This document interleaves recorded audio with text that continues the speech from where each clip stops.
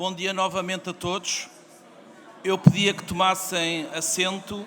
Íamos então passar ao painel Transferência de titularidade nas explorações agrícolas, tendências atuais. Portanto, eu convidava o engenheiro Pedro Santos, da Consolei, o senhor Fernando Garcés Calvo, agricultor espanhol, o engenheiro João Coimbra, o engenheiro Luís Folk e o engenheiro Luís Mira. E passava a palavra ao engenheiro Pedro Santos. Obrigado. Fernando, aqui. João aqui. Luís. A tu lado.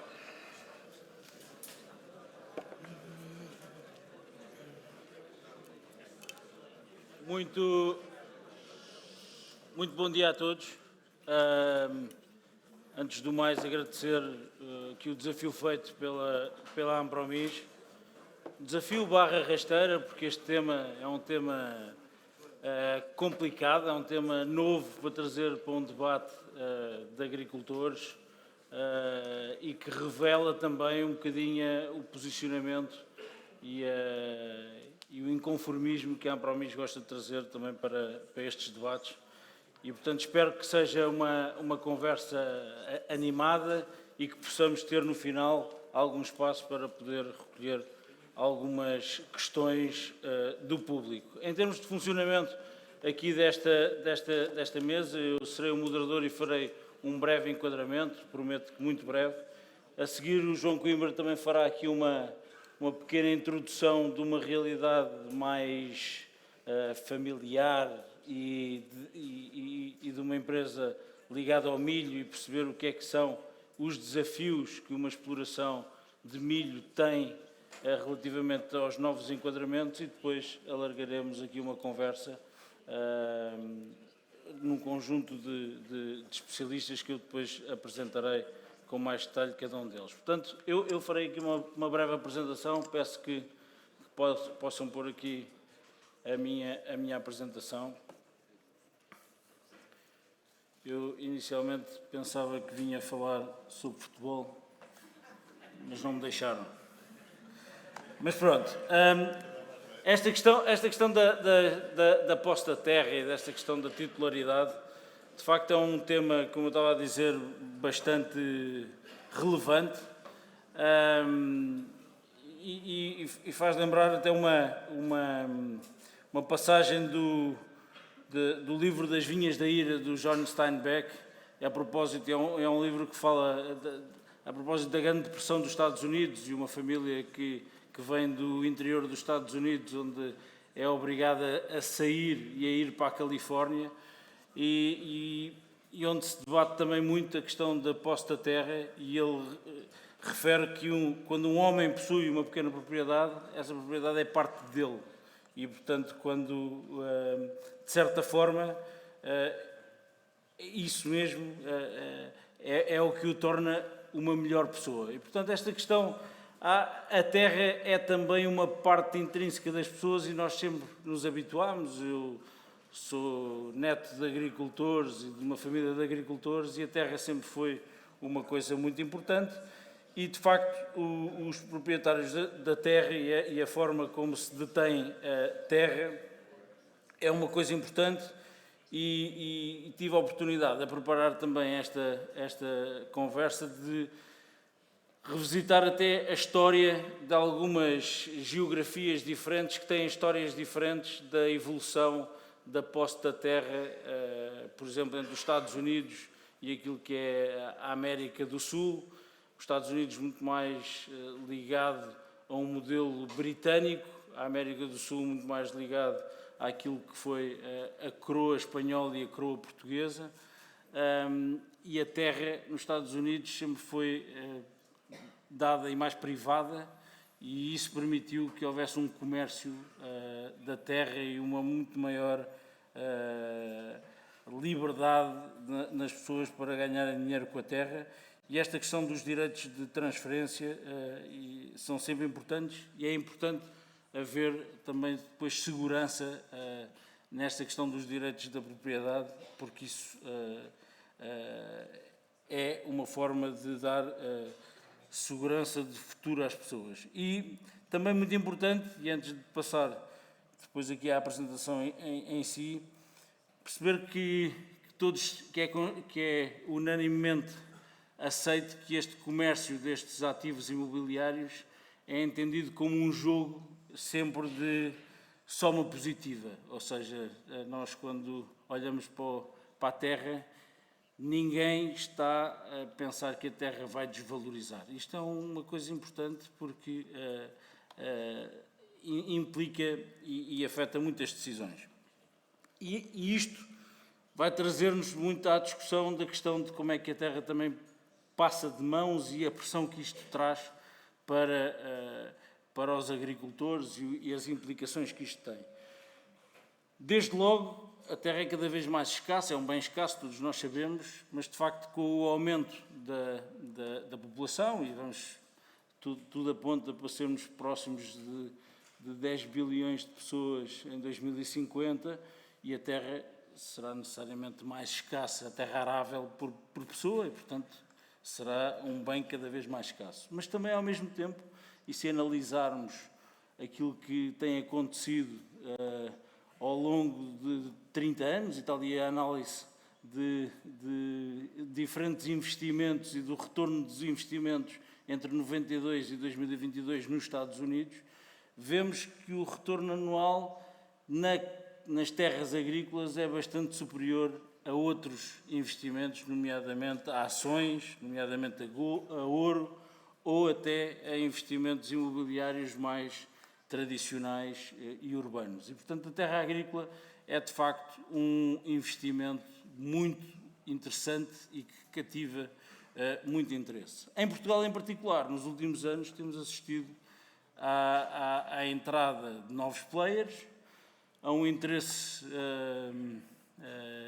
renovado, redobrado, sobretudo vocacionado para explorações com determinada dimensão, com determinada localização, e estamos a falar de terras maioritariamente de regadio, que tenham água e disponibilidade de água. E, portanto, essa procura tem existido.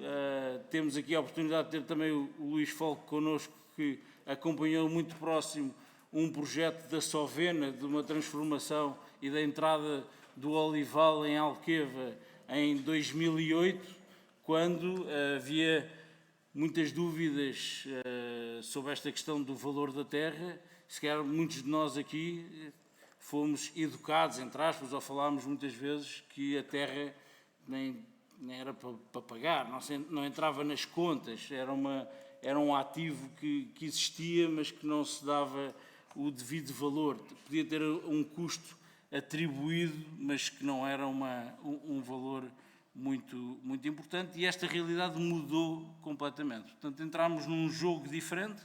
Eu acho que é um sinal de grande dinamismo do setor, aquilo que aconteceu, e de facto nós vemos que se calhar nos últimos 5 anos, isto é no Alqueva, a terra aumentou nos últimos 5 anos mais do que nos últimos 15, o Luís comprou terras em 2008, se calhar a um preço que hoje em dia, se soubesse, tinha comprado muito mais, e portanto a realidade é o que é, e o aumento das terras tem crescido, mas tem crescido, está aqui uma comparação entre Alqueva, Idanha e Ribatejo, e portanto há aqui uma evolução grande em todos os perímetros, que se reflete também na questão das rendas.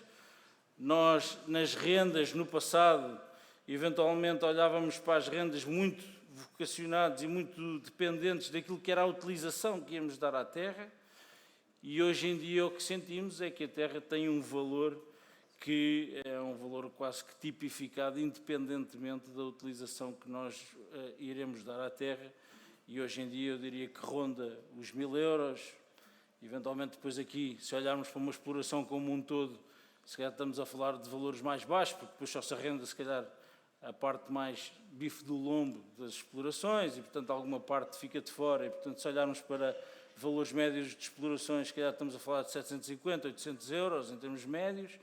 Há rendas mais antigas que não estavam previstas uma determinada atualização e que ainda continuam em vigor, portanto isto é um valor mais ou menos médio, que difere necessariamente entre diversos perímetros, isto valores greenfield. Greenfield é que não têm culturas permanentes instaladas. Se tiverem brownfield, ou seja, já tiverem culturas instaladas, então há um acréscimo do valor dessa cultura instalada.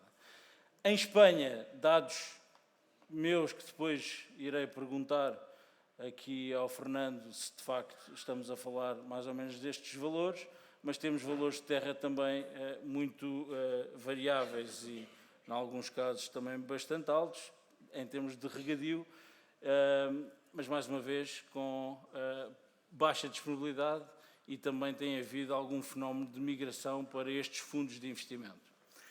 Se nós pusermos em perspectiva, ainda ontem alguém partilhou no grupo do WhatsApp uma realidade americana com uma evolução dos custos, da evolução por acre do custo da terra, e depois falava em percentagens de 1 a 2% da área já detida por fundos de investimento, e percebeu o que é que podia ser o risco desta percentagem subir drasticamente e a terra poder passar toda para fundos de investimento. Parece-me que era demasiado especulativo, mas se olharmos para a realidade nacional, e só pondo aqui alguns números em perspectiva, não havendo números concretos sobre que percentagem de terras é que já está na posse de fundos, podemos estimar um valor na ordem, se calhar, dos 100 mil hectares, 100, 150 mil hectares. Vamos pensar que são 100 mil hectares. Se pensarmos que é sobre uma SAU de 3,6 milhões de hectares, estamos a falar numa percentagem de 2,5%, 3% na posse destes fundos. Se pensarmos que destes 3,6 milhões de hectares há 2 milhões de pastagens, estamos a falar de 1,6 milhões de hectares e, portanto, aqui já é uma percentagem de 7, 8%. Mas se pensarmos que estes 100 mil hectares estão centrados em regadio, e se este regadio não chega a 600 mil, mas que vamos aproximar que são 500 mil, esta percentagem já está próxima dos 20%. E se centrarmos em determinadas culturas, por exemplo, naquilo que tem sido o aumento da área, por exemplo, de amendoal, e se olharmos para o Alqueva, o crescimento de 30 mil hectares de amendoal em Alqueva, se calhar não é exagero dizer que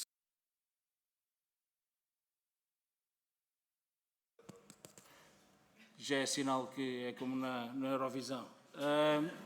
Se calhar 50% ou mais está na posse destes fundos. E, portanto, é de facto uma nova realidade, é um desafio diferente e que cria uma pressão diferente sobre os proprietários, cria uma pressão diferente sobre culturas anuais como o milho e, portanto, este foi o mote que trouxe a discussão para este congresso, em boa hora, diria, e, portanto, a seguir a esta breve apresentação, chamava o João Coimbra para completar esta reflexão com a realidade de uma exploração de milho. Muito obrigado.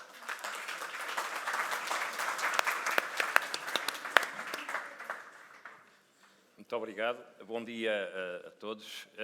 Realmente falar de milho é muito mais fácil do que falar da posse da terra ou destes problemas de sociedades, etc. Mas vamos tentar, porque acho que, como o Pedro dizia, estamos a assistir, não é? Eu assisti mal à reforma agrária, portanto, um grande movimento de oscilação da propriedade. Lembro-me muito pequeno dessa situação, portanto não tinha ainda esta impressão empresarial. Mas agora estou a assistir ao vivo à entrada dos fundos a aproximarem-se da nossa região. Começaram mais longe, no Alqueva e lá em cima na Idenha, mas agora estamos no Ribatejo a assistir. E isso fez-me pensar onde é que nós nos temos que situar, nós empresários convencionais ou que fazemos as mesmas coisas há muitos anos, e que tipo de pressão é que isto tem? Isto seria perigoso? Se me põe em risco, se me tem equacionado como gestor, se eu posso ser substituído por gestores mais eficientes, e a primeira sensação é logo essa. Será que eu vou ser posto na reforma, como eu digo sempre ao meu amigo Luís Folk, a atenção é que eu vou para a reforma mais cedo. Mas depois comecei a pensar o porquê desta situação, porque é que umas famílias arrendam, porque é que outras vendem, porque é que outras vão crescendo, outras vão diminuindo, e fizemos um pequeno exercício que eu peço uns minutos só para tentar passar, porque acho que isto tem muito a ver com o que estamos a fazer, que é com a rentabilidade das empresas e do negócio. E é isto que nos interessa. Se é propriedade ou não, acho que é menos importante. Vou usar a nossa exploração como uma reflexão, portanto, uma exploração que está na 6ª geração, vai entrar na 6ª geração quando os meus netos atuarem. Somos hoje 10 irmãos donos do património, na próxima geração são mais 35 e agora já vem também uma geração forte. Portanto, há muitos ativos, há muita gente para trabalhar, portanto, a questão é aquilo que dizia o António de manhã, é se somos atrativos ou não para trazer as pessoas para o pé de nós, ou as pessoas querem ir ganhar dinheiro para outro lado, que é o normal de qualquer jovem hoje, quando sai dos seus estudos, vê onde é que a oferta existe. Portanto, a nossa exploração é mista, tem uma floresta 4 vezes maior que a agricultura, mas é equivalente. Portanto, 1 hectare agrícola equivale, em termos de preço e de rendimento, mais ou menos a 4 hectares florestais. Portanto, vamos olhar para ela toda como um todo. Somos 18 funcionários, dos quais 5 já são da família, e isto é uma percentagem interessante, estamos quase em 30% de família a trabalhar. Chegámos até aqui com gerações que foram trabalhando, comprando, vendendo, partilhando, e estamos neste ponto que começamos a discussão, é o dilema das famílias. Portanto, muitos de nós têm este problema, porque têm que lutar contra uma competitividade do mercado e têm que lutar contra uma responsabilidade de gerir um património. E, por exemplo, em Inglaterra, a maioria dos agricultores não são os donos do património, como nos Estados Unidos. Os Estados Unidos, eu não sei se é 1%, mas o Bill Gates já é o maior proprietário dos Estados Unidos. Nem sabe o que é uma couve, provavelmente. E, portanto, será que no futuro seremos donos e agricultores em cima da nossa terra, ou este modelo vai ser passado? E, portanto, este é o dilema que eu conheço nas famílias que eu conheci durante os meus 40 anos que observei este modelo. Portanto, temos sempre vários dilemas, mas os dilemas são mais fortes quando há grandes pressões. Porque quando não há grandes pressões, ou não há muita procura, as pessoas não têm dilemas. E, portanto, a pessoa pode, em qualquer momento, ter que vender, vai partilhar, naturalmente. Quase todas as famílias partilham, desde a Revolução Liberal, não é? Têm vindo sempre a partilhar. Sempre que crescem, voltam a partilhar, porque o sinal que, quando não se partilha, não corre bem. Portanto, ou então fazer uma sociedade, que é o nosso caso. E dentro dessa sociedade, como é que vamos administrar? Conhecemos muitas famílias que decidiram não pôr administradores próprios, põem administradores profissionais. Temos também a possibilidade de arrendar, e agora ela é muito premente, porque já no passado havia anual, agora há 25 anos, que é uma coisa muito diferente, e temos modelos híbridos, que muitas vezes é onde está a virtude disto tudo. E, portanto, grande parte das famílias que nós conhecemos têm este resultado. São famílias que têm uma tradição pouco inovadora, pouco competitiva e referem-se muitas vezes a manter o património no mesmo modelo de negócios. E, portanto, não têm estímulos para grandes rentabilidades, mas têm alguma capacidade de dizer que podem preservar o património, levá-lo até à próxima geração, pelo menos, e deixar algum rendimento para a próxima geração. Mas isto, habitualmente, não dá grande capacidade de investimento, nem de reagir depois a estímulos muito fortes que venham do mercado. Por isso, porque é que correm bem ou porque é que correm mal? Há muitos, eu não vou falar neles, depois eu deixei estes papéis. Acho que fui analisar o que é que faz correr bem para que a pessoa se sinta confortável para crescer em sociedade e na administração ou na gestão do património. E isso faz com que a primeira coisa que eu senti é que não há retorno normalmente. Ou seja, os dividendos que são entregues aos acionistas são normalmente baixos. Temos um ativo enorme, muito peso, não é? Um património brutal, com muito pouca capacidade de fazer gestão em cima dele. Se eu tiver uma terra que vale 30 mil hectares, 30 mil euros por hectare, se eu der 300 euros, é 1%. Quando se fala nestes fundos a 10%, a gente diz, estou fora de jogo. 1 para 10, mesmo que o fundo corra mal dê 5, eu ainda estou a 1/5 dessa possibilidade. Mas eu acho que a gente às vezes não vê bem o negócio. E isto é o tal negócio que leva as pessoas às vezes a reagir por emoção. E, portanto, há fatores que levam a fazer as partilhas ou não fazer as partilhas. E, portanto, eu estive a fazer também um resumo daquilo que eu acho que são os estímulos e os drivers para as famílias terem uma decisão. Porque é aqui que está a questão. Se a decisão for muito emocional, acaba por depois também terem decisões muitas vezes que podem não ser as acertadas. E o que eu acho que temos que discutir como familiares, eu faço parte de uma associação de empresas familiares, é o que é verdadeiramente, como é que nós damos rendimento àquilo que é o nosso património. E, portanto, tudo isto são fatores que muitas vezes estão lá intrinsecamente nas famílias e que depois tomam lugar nestas decisões. O que é que eu acho que é o chamado princípio de Peter nas nossas decisões? É isto que acontece ao meu lado. Portanto, eu ao meu lado, da minha exploração, que é bastante equilibrada, com alguma dimensão, que foi algum emparcelamento feito, vivo com agricultores que chegam aqui. E isto, o que é que isto quer dizer? Todos estamos a tender para a nossa incapacidade de provocar algum rendimento, alguma agricultura interessante em termos empresariais. E o que é que acontece aqui? Vende-se, arrenda-se, entrega-se ou abandona-se, no caso dos incêndios da parte florestal. E isto é o que eu acho que Portugal tem que evitar. Não é proibir, nem é aumentar, mas isto é que não pode acontecer.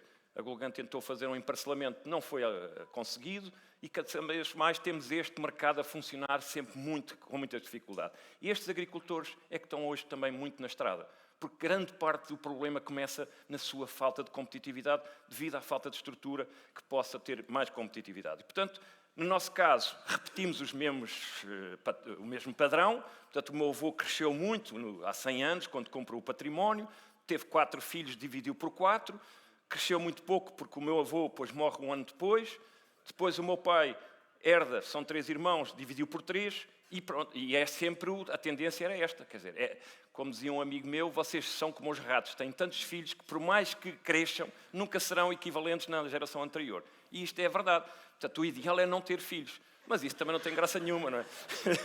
Porque este problema resolvia-se, não é? Eu ficava com as terras do meu bisavô e eu agora nem precisava vir ao Congresso do Milho, não é? Estava lá em casa. E, portanto, basicamente, a nossa opção, quando o meu pai morre há 30 e tal anos, foi o que é que vamos fazer este património. Éramos 10, talvez isso tenha ajudado. Se fôssemos 2, mais uma vez tentaríamos, pela nossa eficiência, não, eu vou ser mais eficiente que o pacote dos 2. E, portanto, a decisão foi tentar, em comunidade, em comum, fazer este trabalho. E, portanto, temos continuado a crescer e eu penso que estamos a ter capacidade de resposta ao desafio. Mas, basicamente, temos também agora a ver que esta pressão, como eu disse no princípio, está-me a fazer agora uma pressão enorme, porque eu não estou a capacidade de dar rendimento, senão aquele que eu consigo libertar, porque eu quero crescer. Portanto, o nosso modelo pressupõe-se que nós damos 1/3 de dividendos, 1/3 compramos terra e 1/3 crescemos organicamente. Se eu dou mais dividendos, não cresço. Ou não aumenta as minhas tecnologias, nem a minha forma de me preparar para o futuro. E, portanto, eu tenho que pedir aos meus acionistas alguma contenção para eu poder crescer ou para poder melhorar tecnicamente e ser mais eficaz, que é isso que a gente pensa que é o modelo mais acertado. E, portanto, o que vimos agora é que sempre que há estas grandes pressões, se nós temos dúvidas na nossa capacidade de fazer riqueza e de promover melhorias do património, se temos portanto, os ativos bem organizados entre os sócios, eu vou ter uma tensão brutal. Porque realmente quando alguém me aparece com 1.000 euros por hectare ou 2.000 euros, quando eu liberto 300, 400, 500 euros, a tentação é muito fácil, não é? Basta haver um fagulhazinha dentro da família, pronto, vai embora. E, portanto, é isto que eu digo. Há novos players e comecei a perceber que era bom. Porquê? Porque o meu grande ativo era a terra. O que eles estão a fazer é fazer-me subir o valor da terra. Mais ninguém teve essa capacidade. Porque não é o rendimento. Eles não me dão mais rendimento. Nem têm mais rendimento. Eles têm uma expectativa de rendimento. E isso é bom. Enquanto estão na expectativa, vão fazendo subir o preço da terra. E isso melhora o meu ativo. Desde que ele depois um dia não baixe. Mas, historicamente, como disse o Pedro, nunca baixou. Portanto, o que interessa é se a gente vai tendo capacidade de responder para que as terras vão valendo mais dinheiro, porque, no fundo, é isso. Portanto, só para acabar, fiz um exercício, porque as pessoas também confundem a renda anual com a renda fundiária. E fui ver, realmente, os preços de terra. Tenho o primeiro preço de terra atualizado, foi um artigo do América Mourinho, que disse que comprava terra a 10 contos em 70, terra florestal. Eu depois multipliquei por 4 e dava 12.000 euros a hectare. Portanto, ele não estava a comprar assim tão barato. Portanto, os preços da terra realmente são caros e têm continuado a subir. Mas, depois, uma propriedade que comprámos em 2020, que era 15.000 euros, vale hoje 23.000 euros em correção, e hoje eu posso vendê-la só abrir a boca por 35. Portanto, eu ganhei 11.000 euros. E, portanto, são 500 euros por ano. Ora, eu dava 300, 400, mas aqui já tenho 500, a terra hoje já vale mais. E se eu a vender, é uma coisa, mas se eu a arrendar, não sei o que é que vai acontecer daqui a 25 anos. E, portanto, isto é uma garantia. Fui depois fazer o exercício para o milho. Como é que um produtor de milho reage a isto? Será que pode dar resposta? A gente parece habitualmente que não. Mas com os preços do ano passado, isto é difícil fazer estes cálculos, mas usei os preços do ano passado, que é um preço médio, nem muito alto nem muito baixo, custos nem muito altos nem muito baixos, e a 240 eu percebi que eu era capaz de libertar 2.000 euros por hectare este ano. Este ano, se for a 240. Porquê? Porque, no fundo, temos as ajudas ligadas, temos a PAC, que nos dá ali cerca de 250 euros para 100 hectares, e, portanto, eu consigo libertar 2.000 euros. Eu, com 2.000 euros, pago 800 euros Eu acredito que haja fundos que pagam muito mais que 800 euros, mas na prática nós temos aqui dois problemas que não nos podemos esquecer. Quando a gente aluga, depois fica com a estrutura, fica com a tralha toda para pagar e, portanto, isso tem aí um preço. Ou a gente vende e entrega tudo e vai-se embora e despede o pessoal todo, ou então fica com custos. E, portanto, eu acho que 800 euros já é um valor muito interessante e muito razoável para nós descontarmos depois os custos que ficam nas nossas explorações. Portanto, temos uma margem líquida de 800 euros a 240. O que é que isto quer dizer? Quando o António dizia que os filhos não são atraídos, eu com 100 hectares eu liberto um salário de 6.000 euros por mês. Isto é convidativo para um empresário. Isto é convidativo. Hoje não se paga 6.000 euros a toda a gente que sai da faculdade. E, portanto, há aqui capacidade de receber dinheiro. E isso é muito importante, porque quando a gente não vê isto, o que faz é isso. Vai dizendo que isto não presta para ninguém, não tem cá os filhos, não tem os descendentes, que isso é que é o mais perigoso. E, portanto, fui fazer o exercício a 200 euros. A 200 euros, a pessoa de 10 hectares já perde dinheiro, já não consegue libertar uma renda de 800 e a pessoa que tem 100 hectares também já não consegue, paga a renda já com dificuldade. E é esse que está em perigo. É esse que está realmente a fazer as contas, a dizer eu tenho que me ir embora. E qual é aqui a diferença? Competitividade, eficácia e capacidade de estar bem no negócio. E aqui é que se distingue a coisa. Portanto, não é por eu deixar de fazer milho, como vejo alguns, e vão fazer amêndoas ou olival, e fazem os mesmos erros que faziam no milho. Portanto, o que interessa é ser muito competitivo, quer esteja a fazer batatas, morangos ou milho. E porque senão não vai resolver os problemas. E é aqui que a gente tem que trabalhar exatamente nisso. E, portanto, cada vez mais o que eu vejo é que nós conseguimos tirar rendimento em quase todas as situações, menos Natal, que com milho a 200 euros eu não consigo libertar senão 1.000 euros. Eu liberto 1.000 euros, que é muito melhor que o fundo. E mesmo assim não fui competitivo. Portanto, o negócio não é assim tão mau como parece. E por isso, o fundo que me dá 800 euros, soma os 500 euros do fundimento da ajuda, não é da ajuda, do rendimento fundiário, eu tenho aqui dinheiro para fazer competição com os fundos. E, portanto, isto é importante fazer estes cálculos, porque senão estamos só com a emoção a resolver estes assuntos. E depois temos os problemas que o fundo nos vai dar. Se eu entregar toda a minha terra e fazer as malas e for para Lisboa ou para Londres gastar o dinheiro, o que é que vai acontecer daqui a 25 anos, quando me entregarem a terra? Esta é uma grande pergunta. Porque o que é que eu faço agora? Entretanto, faço uma formação ali ao lado, deixo um filho meu a trabalhar no fundo e ele fica lá a tomar conta daquilo, a ver como é que funciona. Há aqui imensos problemas. Claro que tem coisas muito boas. Teve já esse problema bom, que fez-me subir, mas não tem tanta liquidez. Eu posso ter dificuldade em vender daqui a 10 anos quando eu quero mudar de vida. E, portanto, temos aqui coisas boas e más, mas, ao mesmo tempo, não tudo é bom. Nem tudo é mau, mas nem tudo é bom. E, portanto, ter que basear-se em factos e em decisões. Portanto, ficam também muitas perguntas sem resposta, que o Luís depois vai ter que nos responder. O que é que vai acontecer se o fundo não pagar a renda daqui a 4 ou 5 anos? Como eu já me desmontei, eu já estou no México, nas praias, e o que é que eu faço quando o Luís me diz, agora já não pode-se pagar? Eu começo a preocupar-me com isso, porque o património está lá através. Uma coisa era vender. Isso acho bem, vendo-se, e quem lá tiver que resolve. Agora, se eu for rendeiro, tenho algumas dúvidas. E, portanto, acho que temos aqui muito que perceber como é que o contrato é feito, se temos bons juristas para os fazer, que tipo de pessoas têm. Eu sei que os fundos, ao fim de 10 anos, mudam, fica lá a sociedade gestora, mas o fundo já foi embora. Será que vem outra pessoa como o Luís, que a gente tem garantia que é uma pessoa séria? Eu não sei. E, portanto, há aqui riscos que eu acho que há pessoas que, se calhar, não fizeram ainda a avaliação. E, portanto, eram as conclusões que eu queria. Quer dizer, o milho, se for eficiente, continua a ser tão bom como as amêndoas, e, portanto, não podemos ter medo, porque o que interessa é sermos eficientes. Temos que ter, realmente, capacidade de pagar as rendas, para não ficarmos fora de jogo, mas aqui é que eu acho que podemos ainda intervir, que é realmente ajudar os agricultores a ser mais eficientes. Nós temos várias ferramentas que não estão a ser postas em prática para ajudar os produtores de cereais, e é isso que precisamos, é pôr as pessoas todas a produzir 17, 18 ou 20 toneladas de milho. E isso é possível. Se a gente já faz em alguns bocados de terra, só falta é fazer no resto. E a PAC não pode considerar que ser grande agricultor ou ter mais do que 5 hectares de terra que é ineficiente, que é mau. Portanto, tem que progredir para esta mudança de que os modelos não podem ser de 5 hectares.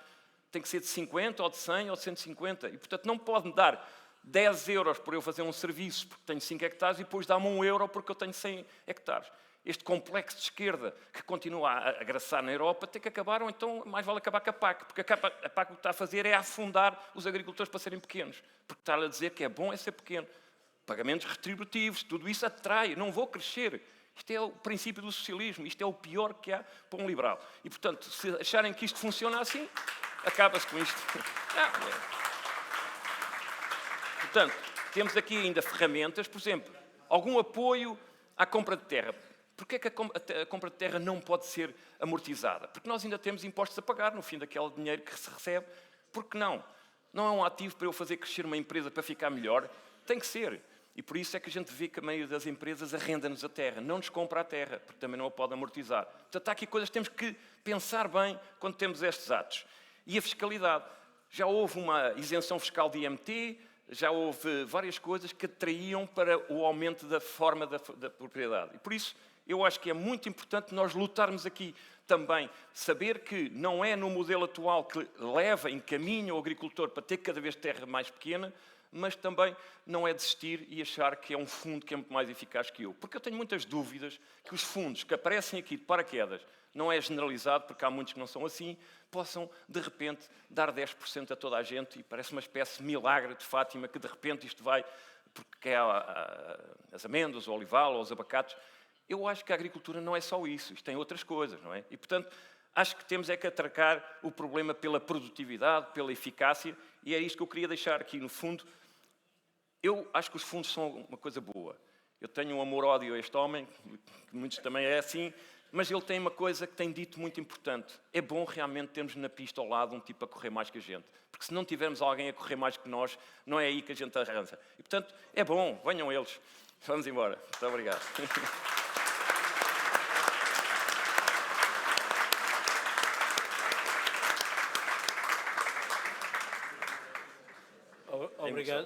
Obrigado, João. Acho que este enquadramento foi importantíssimo para complementar e para lançar aqui a discussão. Não, a ti não tenho dúvida. Luís Folque, que hoje em dia é consultor da Trimonde, ele poderá explicar depois o que é a Trimonde, mas como eu também tinha dito, já acompanhou também o crescimento da Sovena quando entrou neste negócio do olival e, portanto, tem acompanhado bastante toda esta transição para estas culturas permanentes em áreas de regadio e esta transição também de muitas explorações. Luís, vendo aqui, foste um bocadinho, posto aqui contra a espada contra a parede, estava a ver ali o dilema da família, tu, na maior parte dos casos, és a resposta para o dilema da família, não é? E, portanto, era perceber um bocadinho como é que vês este tema e também como é que os fundos têm também aportado aqui muito valor dentro do setor. Muito bem. Bem, em primeiro lugar, obrigado à Ampromis por dar esta oportunidade e cumprimentar com muito respeito aqui os meus colegas e amigos aqui de painel. Gostei muito do painel antecedente e gostei muito da intervenção do António, perdona, pero não sei o apelido. António. Entrando aqui ao busilis da questão. Portanto, a primeira coisa que eu gostava de ficar claro, a gente fala de fundos e presumo que quando estamos a falar de fundos, estamos a falar de empresas em que o interlocutor não é o proprietário. Fundos é uma coisa específica, tem legislação própria, económica e não sei o quê. Portanto, eu não sei, é muito mais alargado, eu não sei quanta parte daquilo que falaste como fundos serão na realidade fundos. Não, é numa leitura mais alargada. Eu sei que pronto, é isso que eu estou a esclarecer à partida, porque isto aqui acho que não gera muita confusão, mas se tiver aqui alguém num banco, para eles um fundo é uma coisa quadriculada e que tem um enquadramento específico. Portanto, eu diria que na maior parte sociedades anónimas, quase no seu geral, enquadram-se também aqui dentro desta figura e a grande diferença é o proprietário tradicional, que é o dono, ou o filho do dono, ou o irmão do dono, mas, portanto, há aqui a tal ligação familiar que o João falou, por um lado, e um gestor de uma sociedade que chamamos aqui fundos, mas que será ela qual for. Depois, também em segundo, e aqui, João, só a maior parte deste tipo de empresas, atualmente e no passado recente, tem muito mais interesse em comprar do que em arrendar. Não é a nossa percepção. O problema é que as rendas foram para um valor tal que vocês, família, resolvem o problema da família com a renda e não precisam de vender. Portanto, isto é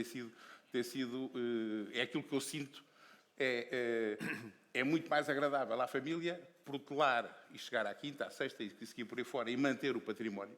É um valor sentimental, enfim, por aí fora, que não existe neste tipo de empresas, não está muito presente, mas resolve com uma boa renda que pode tapar buracos de incêndios momentâneos ou pode tapar realmente a tranquilidade do resto da vida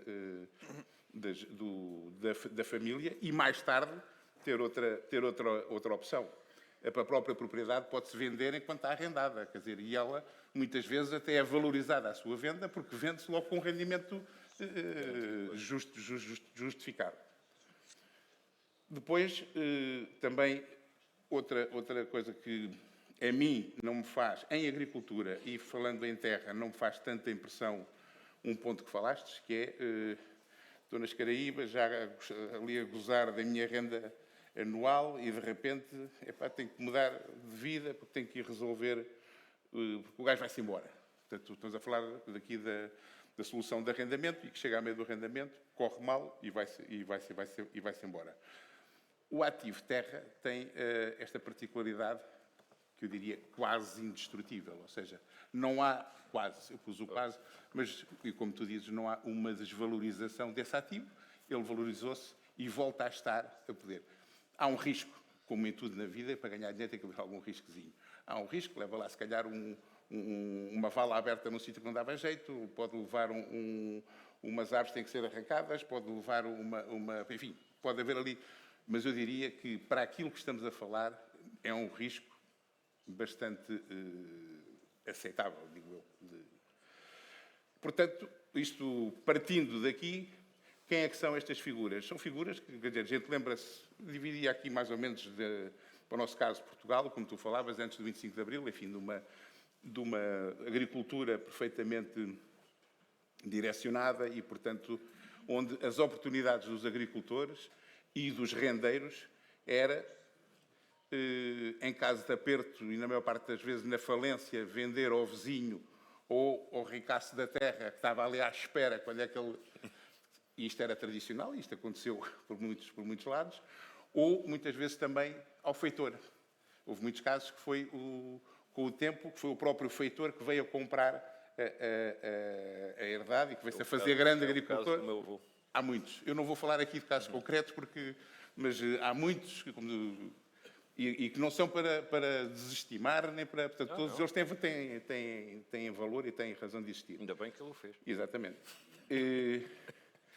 E depois, portanto, havia o mercado da terra era francamente limitado. Quem quisesse vender a terra estava desgraçado, porque o vizinho do lado punha-se ali a olhar de costas, dizia que hoje fazia sol, lhe apetecia, amanhã era porque fazia chuva, e ele cada dia ia degradando. E, portanto, este tipo de empresas veio trazer aquilo que tu reconheceste e bem, uma grande liquidez ao mercado e uma valorização. Porquê? Porque são empresas também que, quando vêm para este negócio, vêm carregadas de dinheiro, entre parênteses. Ou seja, eles fazem o plano e disponibilizam, quer por empréstimos, quer por capitalização própria, seja lá como for, mas vêm com orientados para fazer aquele investimento e crescer e andar. E trazem com isto, trazem tecnologia. Portanto, acho que reconhecemos que a evolução que Portugal teve em termos de empresas de agriculturas de precisão, etc., com certeza que é com os belíssimos agricultores que aqui estão do milho, mas também é com estas empresas que vêm e que puxaram muito negócio para cá. Portanto, isto acelera a evolução, acelera a especialização de técnicos, porque nascem normalmente de financeiros. Portanto, eles depois vão contratar técnicos para o dia-a-dia que andam no campo e para fazer as coisas acontecer. Portanto, e isto tudo eu acho que é positivo, não só para os agricultores, para teres o tal cavalo ao lado a correr de onde podes tirar partido para ti, mesmo sem estar interessado no modelo, como para o país, porque também tem outra coisa que se viu, grande parte destas empresas são capitais que vêm de fora e não podem levar, como em outros negócios, a terra que não sai daqui, que ainda não se conseguiu inventar a maneira de meter uma herdade num avião para levar para outro lado. Portanto, em termos globais, enfim, daquela grande lista, não sei se há ali mais algum ponto muito importante, mas eu diria que os pratos da balança e aquilo que é interessante de ver, em minha opinião, é isto. Agora, é evidente que assim como há agricultores que não se aguentam com a falência, famílias que se entram em desacatos e outras que não, e com todas por bom, também há fundos ou empresas destas boas e más. Eu, em termos de, enfim, antes do 25 de Abril, só me lembro de uma empresa que a gente pudesse pôr aqui parecido com isto, que era a Companhia das Lusírias. Era a única empresa que eu conhecia que não tinha um dono, tinha uns administradores e tinha assim, eram sociedades por cotas, por sociedade anónima, e portanto era assim uma grande... E não era a maior. Havia casas agrícolas muito maiores, familiares, naquela altura, não é? A seguir temos aqui um período que eu acho que é só para pôr uma cruz em cima, que é 74 a 86, não vale a pena, isso foi uma série de confusões. E a seguir, a 86, então entra-se numa época, já dentro da Comunidade Económica Europeia, aberturas a mercados e portanto, numa economia bastante mais dinâmica, digamos assim, e começa-se a evoluir e começam a aparecer novos negócios. Começa a aparecer, naquela altura, por exemplo, foi o boom do milho e das contratualizações, um bocadinho diferente destas todas, mas engraçadas também. O teu cunhado era o expoente máximo disso, não é? Das explorações com os pivôs e, portanto, os contratos de arrendamentos, 4, 5 anos, põe o pivô e depois deixa e tal. Portanto, essa foi outra forma também de resolver no momento e que encaixava muito bem naquela altura. E depois chegamos aqui a 2006, 2007 e aparece-nos ali um caso. Aparece-nos Alqueva, aparece-nos uma crise quase logo a seguir, em 2008, que deixa muita gente, ou muitos negócios, como não alternativos a investimento, e vêm espanhóis em barda para cá, aqueles que tinham aguentado bem com o negócio do ladrilho, como chamavam, e que ainda saíram a tempo, vêm com esse dinheiro para cá. Portanto, aparece uma liquidez grande de dinheiro, aparece água e uma globalização em que permite fazer aqui um boom brutal. E só isto justifica o regadio de Alqueva ter tido esta adesão que se fala hoje, que já não sabemos se é uma adesão, se é aquilo, se é de mais, se é de menos, enfim, não vou entrar agora nesse, não é o tema de hoje. Mas, portanto, há aqui este boom. E, mais uma vez, vêm as valorizações que tu puseste ali, a terra quadriplicar ou quintuplicar, em 20 anos. Enfim, é um caso concreto, estamos a falar de regadios e alguns regadios, nem todos. Há aqui regadios de arroz e regadios, enfim, outros tipos de regadios não se adaptam a isto e um certo tipo de culturas. Mas, enfim, aqui estamos focados no milho, estamos focados no regadio. De qualquer forma, se olharmos pelo mundo, a parte do sequeiro também tem muito destes fundos. Se formos para a floresta, isto é muito mais antigo, então aí é por onde eles começaram, são de uma magnitude brutal e, portanto, há bastantes fundos a investir na parte florestal. E aqui começam a aparecer também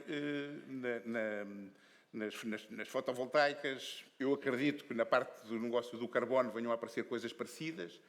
Não sei exatamente com que modelo de negócio, não sei se é comprar a terra, se é alugar só o direito da árvore, quer dizer, que faças toda a agricultura, mas eu compro-te o teu título e vou-te gerir o teu título de sequestrador de carbono, não sei. Mas isto, eu acho que são ferramentas do mundo, portanto, do mundo liberal, como tu dizias, de negócios crescentes. Ninguém é obrigado a fazer negócios com esta gente. Apresentam liquidez, melhoram o valor. Eu acho que isto, à partida, não digo que não tenha defeitos, mas tem poucos. Quer dizer, não vejo aqui... Claro que se corre mal, tudo o que corre mal não é bom. Agora, risco de grande catástrofe, não vejo, não consigo encontrar aqui. E pronto, não sei se fui claro Luís, aqui nesta... sim, nesta a gente já volta, até porque Ok. eu Há diria, mais, não é? sim, até diria que se calhar vivemos um momento em que já há a venda de venda, portanto já não há só uma mudança de fundos, há uma mudança às vezes da propriedade e as coisas têm essa tendência de rodar e a valorização continua e Espanha, em algumas áreas de regadio, isso já se sente. E pedia agora aqui ao Fernando, que é agricultor na zona de Aragão, que nos desse um bocadinho esta perspectiva de Espanha, se vivemos esta mesma realidade também em Espanha, se esta pressão com estes novos players a procurar terra, esta pressão, por exemplo, das fotovoltaicas também se sente como uma concorrência ao crescimento das explorações. E outro ponto que o João falou, que para saber se também é igual em Espanha, a necessidade que as explorações hoje em dia têm de crescer, que mostrou aquele mosaico que se sente na Golgã e que é uma realidade em muitas zonas do país, e para ter competitividade é preciso ter escala, e essa escala é preciso os agricultores terem capacidade de comprar, e nessa compra, e nesse crescimento, temos essa concorrência e como é que isso se pode ultrapassar?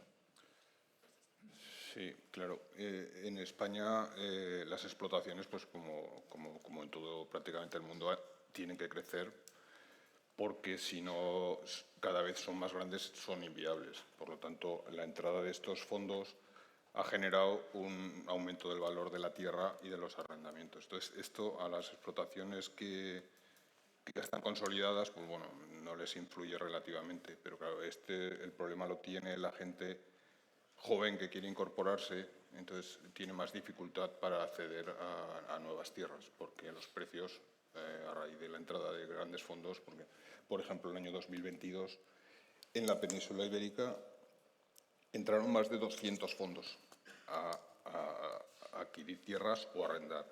Entonces eso dificulta un poco la incorporación de la gente más joven para poder crecer.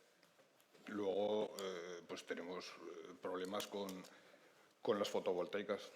Las empresas que afortunadamente eso se ha regulado y en regadío no entran, pero están adquiriendo también muchas tierras para poner fotovoltaico. Mas esse dos jovens é um tema de facto importante. O que hoje em dia sentem é que se eu quiser entrar Fala em espanhol. Fernando, Dime. intentaré de hablar un poco, Vale. un poco de español. Si tú vas a intentar de hablar portugués, ¿no? Pero Ahora. A No, ahora portañol, te entiendo. portañol. Ahora te entiendo, que no funcionaba. Agora já está. Então, voltando ao português, para não fazer asneira perante tanta gente. Os jovens, quando entram, não têm qualquer prioridade no acesso à terra e, portanto, vão ter que concorrer com esses players. Claro. Portanto, mas tem sentido ou não uma transferência de gerações entre explorações ou, nesse momento, há uma tendência para vender? O que é que se sente em Aragão? Cuando la gente tiene, o los agricultores, que en España la mayor parte son agricultores, no son sociedades, sino agricultores a título principal, cuando llegan a una relativa edad y no tienen un seguimiento en la explotación, un hijo o un familiar que sigue en la explotación, pues claro, buscan la alta rentabilidad de estos fondos o de las fotovoltaicas o de todo tipo de fondos. Cuando un agricultor pues tiene alguien que sigue, que va a seguir su explotación, pues bueno, intenta seguir adelante. Lo que pasa es que tiene dificultad para ampliar esa explotación. Eso marca unos precios pues relativamente prohibitivos. Okay. Bom, Luís, não sei se calhar qualquer coisa que eu te pergunto, tu vais dizer que a culpa é do Gabinete de Planeamento. Certeza. Mas pronto. Ainda lá vou Mas eu vou tentar. Tu achas que eu não sou capaz? Mas... Eu tenho dúvidas, mas pronto. Vais ver. Mas de qualquer das maneiras, e tudo isto e toda esta questão da transferência, esta questão de haver uma mudança de titularidade e poder deixar de serem os agricultores a deter a terra, cria eventualmente também um problema de representatividade. Sendo tu secretário-geral da Confederação dos Agricultores de Portugal, isto é visto como uma ameaça, não é? Vês nisto algum problema ou nem por isso? Ok. Bom, obrigado também à Ampromis pelo convite e por esta partida que me fizeram, que não me deixaram falar contra o GPP, mas eu vou lá chegar. Bom, eu acho que foram feitas aqui duas visões, uma visão familiar e do problema que isso tem para a gestão daquele património e numa família numerosa que, como foi explicado, se fosse só um irmão, esta questão punha-se ao contrário. Vou dar aqui uma visão ao contrário do fundo e o que é que isso interessa. Eu vou tentar primeiro falar de números e objetivamente o que é que estamos a falar em Portugal, da realidade, e nem vou falar Portugal, vou falar no continente, que é para não misturar. Posso só começar por dizer que os dados estatísticos que existem relativamente à questão estrutural, em 2009 havia 305 mil explorações em Portugal, em 2019 290 mil. Houve uma quebra de 4,9%. Mas também não posso deixar de referir aqui que na União Europeia, entre 2010 e 2020, perderam-se 3 milhões de explorações. Portanto, se fizerem as contas, são 35 explorações por hora que desapareceram na União Europeia. Podemos estar aqui a discutir se uma exploração com 0,2 é um agricultor ou com um hectare, mas dados do Eurostat, é isto que eu estou a referir, foi isso que aconteceu. Passaram de 12 milhões de explorações para 9 milhões de explorações na Europa. Aqui, relativamente às culturas temporárias, nas terras aráveis, Portugal passou de 1.173.000 hectares para 1.036.000, uma quebra de 12%. Um fenómeno inverso passou-se nas culturas permanentes, aumentaram 25%. Passaram de 690.000 hectares para 860.000 hectares. Aqui não posso deixar de só elencar os mais importantes. O olival passou de 335 para 377.000 hectares, um aumento de 12%. Os frutos de casca rija passaram de 115.000 hectares para 228.000 hectares, um aumento de 98%, quase que duplicou. A vinha passou de 177.000 para 173, diminuiu 2,6%. Depois, os frutos frescos aumentaram de 39 para 45.000, os citrinos 16 para 19, e só referir, os frutos de pequena baga passaram de 212 hectares para 6.000 hectares, aumentaram 3.000%. Pronto, aqui há aqui uma movimentação, não só na titularidade, mas no tipo de agricultura que é praticado. Agora, mais duas referências. As pequenas explorações, isto é feito pelo INE, abaixo de 8.000 euros, de VPPT, diminuíram 13%. Não vou dizer todas, que é muito maçador, mas as com mais de 100.000 euros aumentaram 39%. Portanto, quer dizer que houve um ganho de escala e isso é bom. A média passou, mas as médias são médias, 12,7 para 14,4 hectares. Na idade, não preciso referir, já todos sabem que há mais de 52% de agricultores com 65 anos ou mais, portanto, mas também no quarto país mais envelhecido do mundo, não me parece que isso seja uma coisa muito rara, nos outros setores é parecido. A agricultura tem a vantagem de se poder ser jovem até aos 40 anos, que é fantástico, ninguém é jovem em mais setor nenhum até aos 40 anos, portanto isso é bom. Depois, também chamar a atenção para uma coisa importante. A população agrícola familiar, envolvendo as pessoas que estão à volta das empresas, tínhamos em 2009 793.000 pessoas e temos em 2019, que é o último valor de todos estes que eu estou a referir, 575.000. Eu relembro, se andarmos mais para trás, Quando entrámos para a União Europeia havia 25% da população ativa na agricultura e agora há 4%.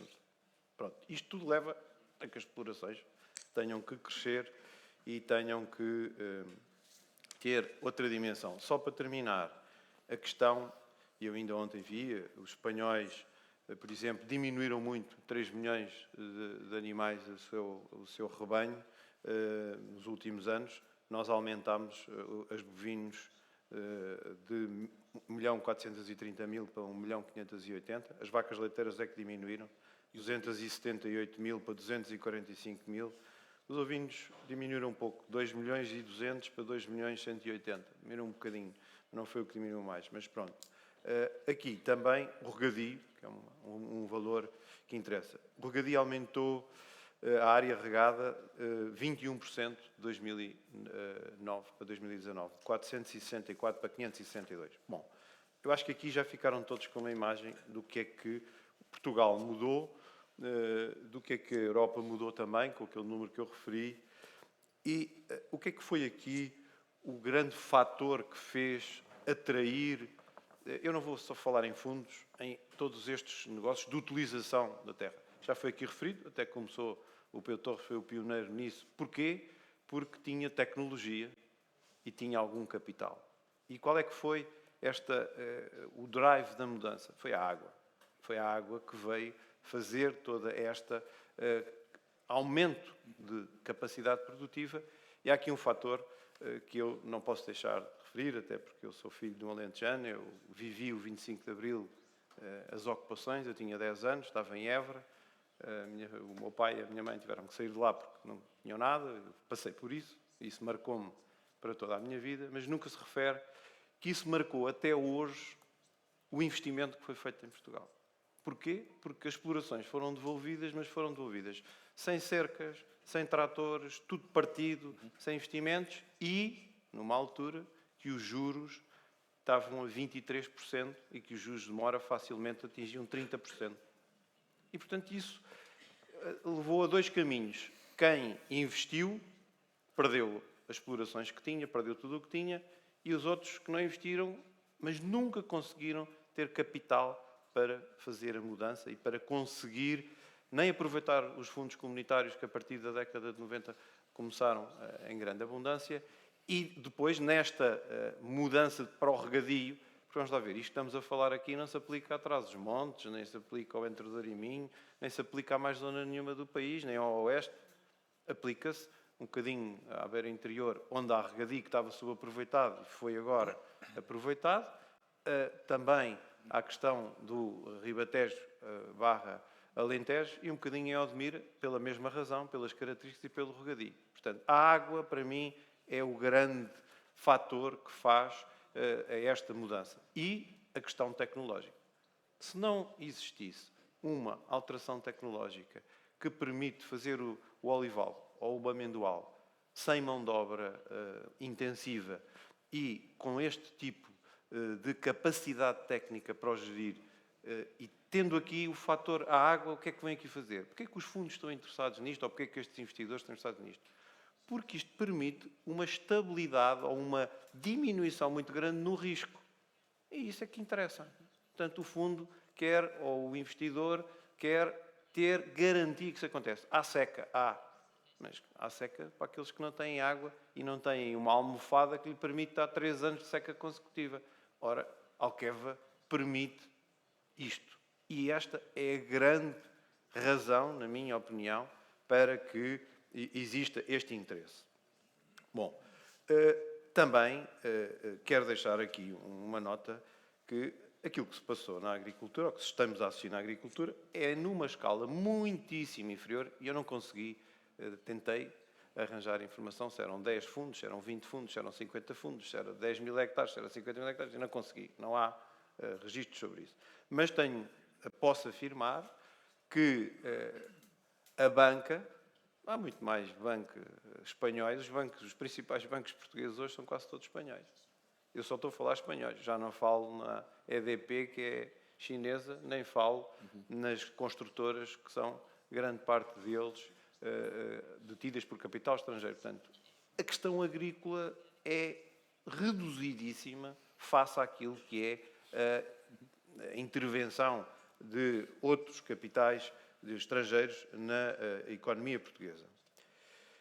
Isto também vem dar uma notícia muito boa, é que o negócio é rentável e vai valorizar muita água, vai valorizar, como já se viu, uma brutalidade das explorações que tiveram essa sorte, que é mesmo assim, e depois toda a questão dos precários, que não vamos hoje aqui falar neles, mas que é uma forma de valorizar e de dizer aquela história de que a agricultura é uma forma de perder dinheiro alegremente, não é verdade. Não é verdade. Não é verdade. É só aquilo que interessa. Claro que, como já foi aqui dito, a questão das sucessões e das heranças é aqui um fator que leva a que estas situações, eu identifiquei aqui dois fatores. Ou o agricultor não tem capital. E aqui eu acho que a primeira fase, como já foi explicada pelo Luís no milho, era preciso algum capital. Mas para fazer amendoal ou olival é preciso muito mais capital. Para fazer hoje uma cultura como o tomate é preciso muito mais capital. O que é que isso acontece? Acontece que o patamar elevou e obrigou, ou apareceram estes players com volumes inimagináveis de dinheiro que têm condições para fazer aquilo que o agricultor nunca teve. Dizer, eu arrendo-te isto há 20 anos e tu tens este rendimento. Deixa-me só Diz. contar aqui só uma coisa. Aparecem estes players e houve também uma coisa que aconteceu nestes 20 anos, que é o facto da atividade ser rentável, os bancos passarem a acreditar. É que nós não tínhamos... A banca não falava de agricultura há 20 anos atrás. Eu lembro-me há cerca mas de 15 eu queria aqui fazer uma apresentação não é só o problema... em que tinha os 5 CEOs dos bancos, e ainda eram portugueses, na assistência, dizem assim, estou um bocado envergonhado que eu nunca falei para 5 CEOs de bancos. É que realmente os bancos passaram a acreditar na agricultura e estão Luís, muito interessados. Desculpa. Não, obrigado, mas é assim, não é só a rentabilidade. É que nos últimos anos a agricultura veio provar uma coisa que nenhum setor conseguiu provar. É que resiste a Covid, resiste a tudo, porque as pessoas precisam de comer todos os dias. Tens negócios muito bons, a aviação dá muito dinheiro, mas de um dia para o outro foi para o charco. E os fundos não querem ganhar muito dinheiro, querem ter estabilidade, querem ter longevidade no seu rendimento e garantia que aquilo não, que é um negócio seguro. E chegaram todos à conclusão que com esta inovação tecnológica, com a garantia da água, deixou de haver as variações que existem. Porque agora, e aqui o exemplo concreto, há mais interesse em fundos para culturas que tenham rendimento permanente do que, por exemplo, ter no milho, que o milho tem variações muito grandes. O fundo não quer isso, o fundo quer é... E o fundo também descobriu que mesmo ter rendas num centro comercial era mau, porque aquilo, quando havia o Covid, fechava e eles não lhe pagavam a renda. E chegou à conclusão que estes negócios, onde há água, onde há tecnologia, em que o risco é muito reduzido, que é o negócio mais seguro de todos. Também queria referir que, e agora vou responder à pergunta do Pedro. Já estava a ver. Não, estavas a fazer sinal, mas eu não me esqueci. Mas sem isto não se percebe o que eu vou dizer a seguir.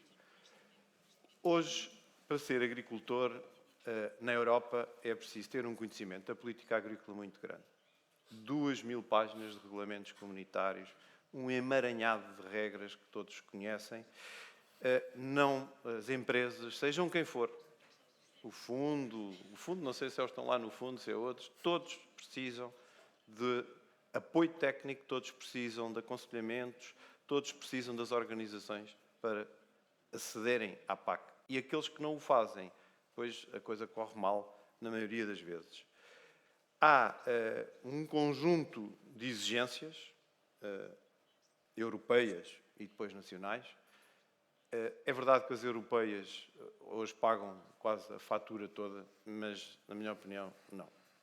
Há aqui uma grande responsabilidade europeia, mas há uma grande responsabilidade nacional sobre a adaptação destas políticas à realidade portuguesa. Por exemplo, França, a este PEPAC, tem 87 derrogações ao regulamento. Espanha tem 23. Eu não sei se Portugal tem 3. Eu acho que isto diz tudo. Eu tinha que acabar no GPP, mas já lá vou. Conseguiste dar a Portanto, volta. portanto, a questão para o associativismo é de duas maneiras. Primeira, esta necessidade técnica, que é incontornável. A segunda, também, o financiamento das associações. Em Portugal, os agricultores não têm o hábito de pagar valores significativos, ao contrário de Espanha. Conheço bem o associativismo espanhol e em Córdoba ou em Cádiz são vários milhões de euros de cotas que os agricultores pagam. Nenhuma organização em Portugal recebe de cotas somas infinitamente mais reduzidas. Todos sabem do que eu estou a falar. Não é possível ter um associativismo forte nessa matéria quando não se contribui por ele. Se há outros players com mais capacidade financeira, é uma oportunidade, se calhar, para que as associações possam exatamente ter aí uma nova forma de se financiarem e de se reforçarem para o futuro. Sob o ponto de vista da mobilização e da contestação, não vejo grande diferença nesta percentagem que está aqui. A CAP organizou manifestações o ano passado. Lembro-me da de Beja, os famosos fundos ou os operadores que ali estavam, participaram de uma forma ativa e puseram as suas máquinas e os seus tratores e não vi nenhuma diferença. Antes, pelo contrário. Nunca houve, até hoje em Portugal, uma mobilização tão grande de agricultores, de tratores, como essa que foi feita o ano passado, nomeadamente a de Beja. Portanto, para concluir, não me parece que, do ponto de vista das associações, tenham... Obrigado. Mas eu tenho aqui mais umas questões que são mais nocivas do que isto. Depois, quando puder, na volta a seguir, eu digo. Mas agora vamos a uma volta mais rápida e Sim, tentar sim. perceber um bocadinho como é que, se há respostas para poder minimizar alguns problemas ou maximizar algumas oportunidades, no caso do Luís, mais para potenciar as respostas aos dilemas da família, de pegar nesta questão da titularidade, ou seja, e começava pela ordem, e João também começava por si, relativamente aqui a estes temas, vê que pode existir alguma resposta de políticas públicas que possam ajudar a que haja uma maximização. Falou aqui um bocadinho nesta questão das políticas europeias protegerem mais o mais pequeno relativamente ao grande, mas haverá outro tipo de... Há um exemplo que eu acho que é tão perceptível, que é dos jovens agricultores. Andamos a despejar dinheiro em cima de jovens agricultores, a maioria deles são assinados por 50 mil euros ou 80 mil euros, vão pedir 20 mil euros à avó e à tia, alugam ali um bocado de terra que já ninguém quer, que está ali num canto que é um bocadinho mais barata, e pessoas querem que eles tenham sucesso. Não é assim que lá vamos. Portanto, eu acho que é despejar dinheiro e criar falsas expectativas, mas eu acho que havia de haver uma hipótese das famílias ou dos grupos que têm compromisso de fazer subir a dimensão da exploração, ter jovens agricultores. E, portanto, era aí que a Europa devia apostar, ou Portugal, que era pôr as pessoas que têm alguma continuidade, que dão certeza, têm capacidade de endividamento, têm garantias, podem ir ao banco ajudar a abrir um novo negócio ou uma nova área de desenvolvimento do negócio. E estar-se a mandar um jovem agricultor às feras, sozinho, peito feito só porque tem 25 anos, não percebo como é que, ao fim de 40 anos, continuamos a fazer o mesmo erro com os resultados que estão à vista. Acho que vamos ficar com zero. E depois esse desgraçado, ainda por cima, teve que ir pagar ao banco, ficou sem a terra, aquilo corre tudo cada vez pior, porque não tem qualquer hipótese. Então agora, com estes novos players, se não tinha, com os menos eficientes, que eu aponto que sou eu, imagino com estes fundos, não é? Então aí pode ir para o minifundo e fazer lá uns kiwis e umas coisas que eu acho que é possível, porque aí não há fundos. Agora, aqui no meio destes, não, eu penso que não há hipótese de ter jovens agricultores, não estou a ver. Agora, por exemplo, esta parte da fiscalidade, acho que é muito importante. Quem ganha dinheiro, em vez de deixar o dinheiro nos impostos, se for, olha, vamos crescer, vamos comprometer-nos, vou dar formação a um jovem agricultor, vou instalá-lo, comprometo-me a ficar com eles, ou saio eu, ou ele fica, mas a exploração vai crescer. Eu acho que é isso que um país pode querer crescer, mas como esta vergonha sempre do pequenino é que é bom, não é? Eu sempre fui obrigado, eu simulei um jovem agricultor, mas eu uma vez ia fazer isso, o meu pai uma vez ia-me dizer, olha, toma lá um bocado e vai-te embora. Não, finges que és um jovem agricultor, fez ali um corte administrativamente e eu instalei-me lá. Mas aquilo foi tudo para o bolo. E hoje a propriedade está... E os meus irmãos aceitaram essa regra. Agora, não é obrigatório fazer isto desta forma, porque é ridículo. Agora, acho que temos de ter coragem de deixar de ser este miserabilismo do pequenino, que é isso que eu acho que mata qualquer negócio. Não é só agrícola. Agora, também podemos achar que somos jardineiros e cada um fica com 2 hectares, como um índio, não é? Tem ali uma reserva, vamos varrendo aquilo e tal, e também podemos servir para esse serviço, que eu não tenho nada contra. Acho que também temos essa... Naquilo que eu faço, grande parte hoje já é paisagem, já é capacidade de fazer outras coisas, dar dinheiro à economia do turismo, etc. Isso é um valor cada vez maior a crescer. O carbono, tudo isso, se calhar até posso não produzir alimentos, se for pouco eficiente. Agora, não me deixem ficar de jardineiro, isso é que acho que é pena. Obrigado, João. Fernando, em Espanha, com os mesmos problemas, como é que pode haver aqui uma resposta pública para promover as explorações, a titularidade das explorações nas famílias? Há bocadinho falávamos e dizia que, eventualmente, é provocar aqui a discussão para depois lançar para o Luís, falava que estes fundos e estes novos players deviam estar excluídos dos apoios da PAC.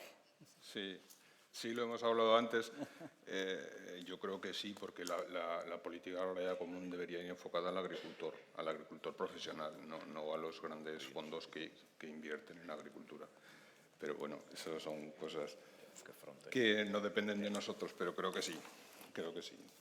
Porque, bueno, hay quienes, por ejemplo, va a leer aquí unas cosas que...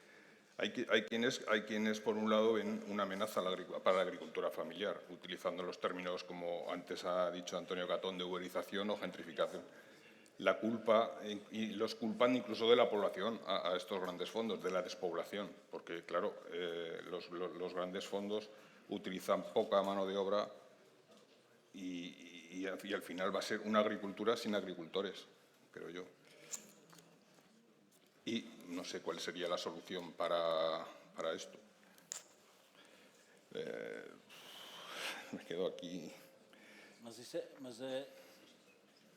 Eso es muy diferente del tipo de agricultura que el agricultor normal lo hace, en términos de mano de obra.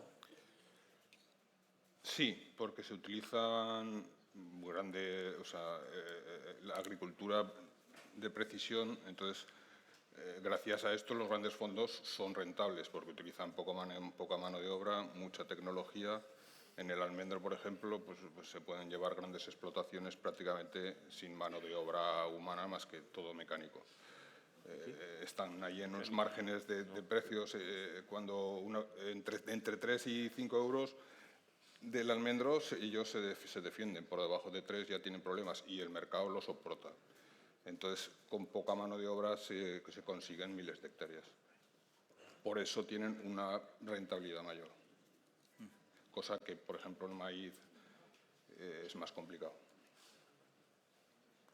Ok. Luís, como é que vês? Não, eu há aqui duas coisas, enfim. Uma, pode ser, ver se consigo explicá-la bem para não ser mal interpretado. Eu não sei se esta fobia de criar o jovem agricultor, eu não conheço mais atividade nenhuma em que haja tanto incentivo a criar empresário logo de início, assim que sai da universidade. Quer dizer, portanto, esta coisa do jovem agricultor, estou totalmente de acordo com a estratégia que o João seguiu, de ver que aquilo e que o pai dele o ajudou, aquilo é um presente envenenado, mas tu aqui de baixo a gente tira partido disto, não é? Quer dizer, e no conjunto vai, porque realmente a maior parte dos jovens agricultores, um tipo que acaba de sair, recebe os 50 mil euros ou não sei o que de ajuda para a integração, verdinho, se isto já não é fácil, quer dizer, se não se espalha na primeira, espalha na segunda, quer dizer, portanto, acho mais importante, y volto a dizer, aquí... Perdona, pero hoy en día 50.000 euros tampoco es, para empezar una explotación, tampoco es, simplemente es una ayuda muy pequeña. Por eso mismo. Que uno no se dedica a la agricultura por 50.000 euros. Exatamente por isso, é meter médios insuficientes que ele vai ajudar a que ele se espalhe. Portanto, isso, e continuar a investir nisso. Portanhol não sou melhor. Pois, e continuar a investir nisso, não sei se não é um erro, quer dizer, e não me parece mal que um filho de um proprietário agrícola que tenha um irmão na propriedade da casa e que ele seja técnico numa exploração Certo. dos fundos, como você diz aqui. Não parece mal. Tirou o seu curso, é técnico, é essa tecnologia que a gente procura. Portanto, quanto à dimensão, para mim, gostei dos números que eu vi. Tenho aqui, acho que é o caminho que a gente tem que seguir. A gente quer empresas com dimensão, porque senão voltamos ao mesmo. Andamos nos jardins, o João falava. Quer dizer, isto é para tirar para rentabilidades e para que as pessoas, para que o empresário agrícola possa ser uma pessoa que também que tenha a sua vida, que tenha as suas férias, que tenha os filhos no colégio e que consiga pagar isto tudo. Não tem que ser um desgraçado que anda ali só porque é agrícola. Não pode ser, temos que acabar com isso. Não é? E acho que temos vindo a acabar, a pouco e pouco acho que temos vindo a acabar. No número dos mais pequenos, eu não sei se não temos aí um efeito que é... Não, é só que praticamente não baixou os muito pequenos, não é? Não, baixaram. Mas não muito. A área ainda ficou... Baixaram 13%. Mas esses não vão desaparecer porque muitos deles, eu sou um deles, é que tenho umas ovelhas, tenho não sei o quê, tenho ali um jardim em casa para aqui, e funciona como um agricultor aqui ativo, não é? Portanto, vai continuar a haver e, portanto, esse número não é. Os outros é o caminho, quer dizer, realmente é tentar fazer, temos que evoluir na mecanização, a mecanização igual para... eu não sei se dizes que estas empresas de fundos que têm menos, que usam menos mão de obra, eu não me parece que usem menos mão de obra. Usam exatamente a mesma ou mais. Por tendência, até usam, na generalidade, mais do que as empresas familiares. Sempre e quando estamos a comparar as mesmas culturas. Mas não usam menos mão de obra. No me parece. No, bueno, usan menos mano de obra en determinados cultivos, por eso va enfocado siempre al almendro, el olivo, la vid, porque son cultivos que con poca mano de obra es factible producir. Oye, yo pensé Aguacate, los cultivos tropicales. En cambio, una explotación familiar también puede perfectamente hacer cultivo de almendro y se hace, de hecho. Con la misma tecnología. Y se hace, de hecho, se hace. Evidente. Pero no en grandes superficies, porque hace falta mucho dinero para una gran superficie. Aí pode ser uma limitação, depois ao crescimento. Y el problema de la mano de obra hoy en día en Europa, sobre todo, en España y Portugal, pues es lo más complicado. Sim, mas por eso, esse é horizontal a todos. Claro. Esse é para todos, isso é um problema do nosso setor e, graças ao sucesso da evolução da qualidade de vida, talvez ao insucesso do envelhecimento da população, mas o que é um facto é que hoje em dia na Europa ninguém quer fazer certos trabalhos e nós tínhamos, enfim, quando eu era miúdo ainda me lembrava muito de ver os carros dos imigrantes a virem no verão e hoje em dia já se vê muito menos e é ao contrário, quer dizer, Portugal já não há imigrantes a irem para fora a fazer os trabalhos que os franceses não queriam, ou os suíços, ou os outros, e o que temos é a necessidade. E há 3 setores, acho eu, agricultura, turismo e construção civil, hoje na Europa não vivem sem pessoal de fora. Portanto, essa mão de obra, e isso tem que ser bem trabalhado, e é uma coisa que eu acho que mesmo a nível de CAP e a nível de fazer aí, temos que conseguir fazer mais para ter isto mais bem regulamentado, para não passarmos a ser aí os odiosos de trazer pessoas que fazem falta ao país. Que a gente... Luís, só umas últimas notas antes de 2 fazermos umas minutos só perguntas. para terminar. É assim, eu acho que há aqui assuntos. O da mão de obra para o próximo ano podem pôr, que dava para falar. O dos jovens também. Que são assuntos que, como sabes, a CAP há muito tempo que afirma que quadro após quadro continua-se a incentivar os jovens. Não se sabe o que é que aconteceu em 1990. Ninguém sabe. Os que tiveram sucesso, os jovens agricultores que se instalaram em 1990 hoje já têm 70 e tal anos. Uns se ingraram, outros não. O que é que aconteceu? Emendou-se alguma coisa? Não. Portugal não sabe. Continua para a frente como se nada existisse. Mas não vou falar disso. Para terminar, dizer o seguinte.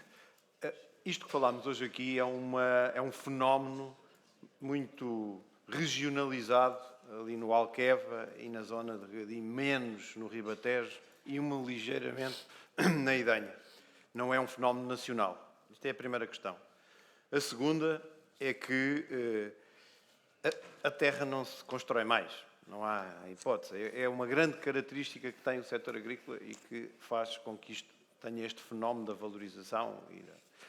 Depois, as pessoas têm que comer todos os dias e a população, como já foi hoje aqui referida, vai aumentar. E para além do alimento, que é a primeira função da agricultura e eu não me esqueço nunca dela, tem que também se cuidar de 90% e tal em Portugal do território. É outra função, tem outro objetivo, mas é preciso ser feito.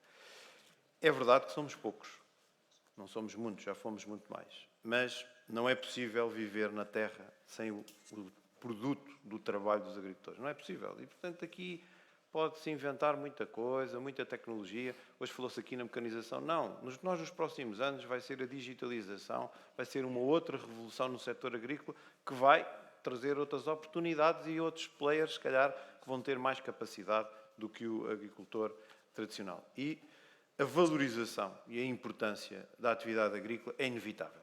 É inevitável. Ela não tem acontecido, mas ela é inevitável nos próximos anos, devido a estas características e, no futuro, as pessoas que detenham essa capacidade são pessoas seguramente importantes pelas suas características, pela sua função. Vai haver aqui outro fenómeno.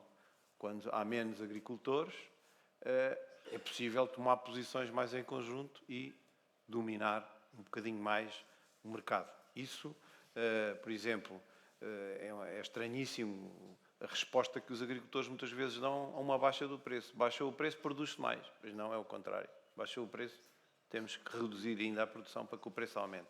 É verdade que não são produtos exclusivos, têm algumas características, mas cada vez mais também o facto de o consumidor valorizar o produto, não é do seu país, mas da sua região, vai dar essa capacidade. E para terminar, eu não posso deixar de referir que a importância do setor também tem que ser vista do ponto de vista político. Nunca houve, não me lembro, de termos um comissário tão fraco como temos hoje. E isso fragiliza a principal fonte de financiamento e de importância na Europa. Ontem ficou bem patente o domínio que o ambiente teve sobre a agricultura, o que condicionou a agricultura. A União Europeia, a Europa não sabe o que quer da PAC, anda completamente perdida. E isto é um problema que, assim que se resolver, se é para produzir, então vamos produzir. A Europa tem uma capacidade brutal de produção que está completamente maniatada. Também nunca tivemos a Ministra da Pasta ser a última da hierarquia do Governo.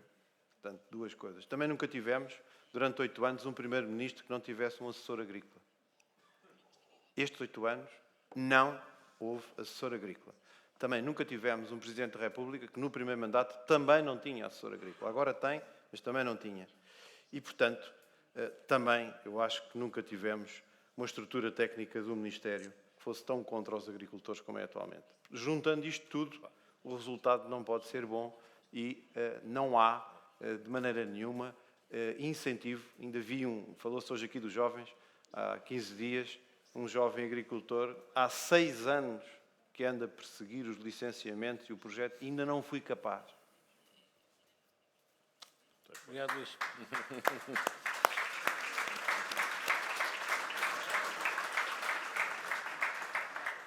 O João, o tal segundo que me deu. Eu queria só deixar aqui já mais uma pitada, só para a conversa ficar... Depois vou abrir só 3 perguntas. Portanto, quem se... Há uma coisa que não falámos aqui que eu acho que pode ser muito interessante, que eu falo ali numa das coisas que escrevi, que é o modelo híbrido. Eu tenho assistido noutros modelos que as empresas dos fundos vão buscar os mais empresários, os que ganham dinheiro, os que estão no terreno, os que têm mercado e alavancam com entradas em capital. Isto pode ser, se calhar, decisivo. Uma coisa é eu abandonar e ir lá para a tal praia à espera que vocês corra bem. Outra coisa é eu dizer, venham ter comigo, alavanquem-me o meu negócio, vamos então dar cabo dos fundos aqui ao lado. E então, eu estou no terreno, eu estou lá há mais anos, eu conheço o mercado. E isso, se calhar... E há casos disso. Isso aconteceu muito na indústria, no fundo os fundos novos já não são fundos abutres, não estão à procura quem está moribundo, não. quem é o melhor aqui da atividade? Na indústria é o que está a acontecer. E então sim, vamos mas é pôr lá dinheiro, entrar com uma parte do capital, que muitas vezes é o que nós precisamos.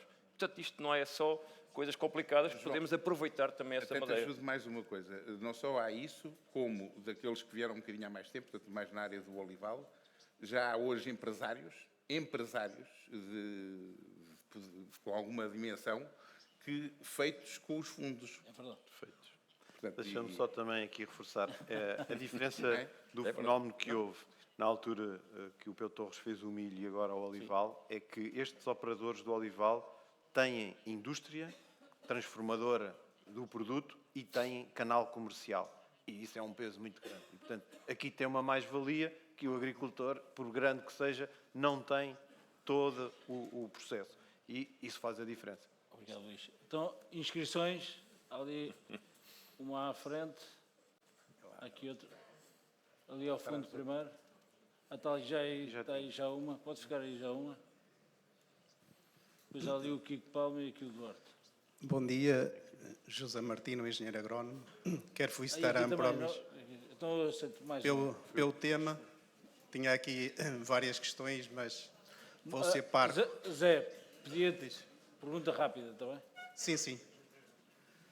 Ao João Coimbra, como é que, quando compra terra a um preço de mercado elevado, com uma atividade com uma margem apertada ou de rendimento líquido apertado, como é que deveria ser o financiamento bancário? Relativamente ao ISMIRA, eu concordo que o que faz evoluir é a água e a tecnologia, mas esquecemos que o capital natural maior está no norte e no centro.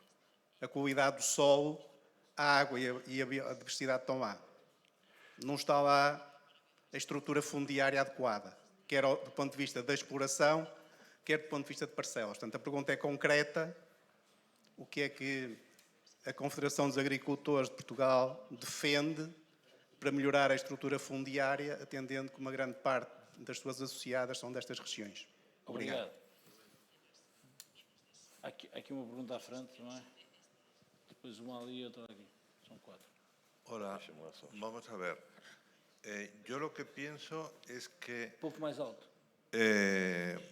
lo que pienso es que la población agrícola, tanto en España como en Portugal, está muy envejecida, es muy mayor, y encontramos que hay muchos pueblos donde entre 3 o 4 jóvenes llevan todas las tierras del pueblo porque llegan a acuerdos con los agricultores para hacer los trabajos.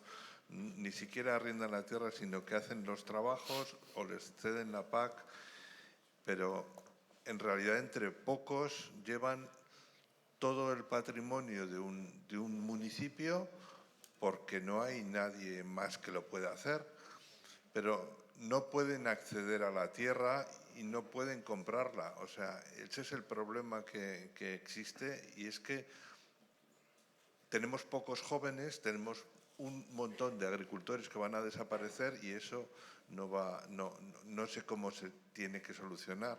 ¿Cómo pueden los agricultores, esos pequeños, esos jóvenes que quedan ahí, poder controlar y poder manejar la tierra? Luego, otro tema que me surge con dudas es el tema de los fondos. Los fondos de inversión, cuando llegan a los sitios, hacen una inversión y tardan 5 años en coger producción. Y muchas veces en España estamos viendo que se han equivocado donde se han puesto, porque han llegado heladas tardías que han destrozado las cosechas y no han tenido cosecha. Yo no sé qué pasará con esos fondos si vuelven a repetirse estos incidentes que ocurrieron en nuestra zona en 2022 y 2021. Hubo unas heladas a principios de abril, el 5 de abril, y se perdió toda la cosecha de almendra. Entonces es un riesgo para los que arriendan que el fondo decida desaparecer y te quedes con todo el problema. Ok, gracias.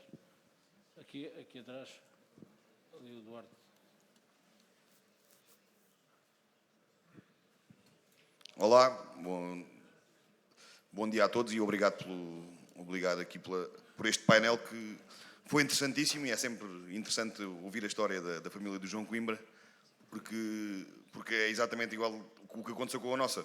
Só que o João Coimbra tem uns acionistas que são mais benevolentes e que continuam a mantê-lo como CEO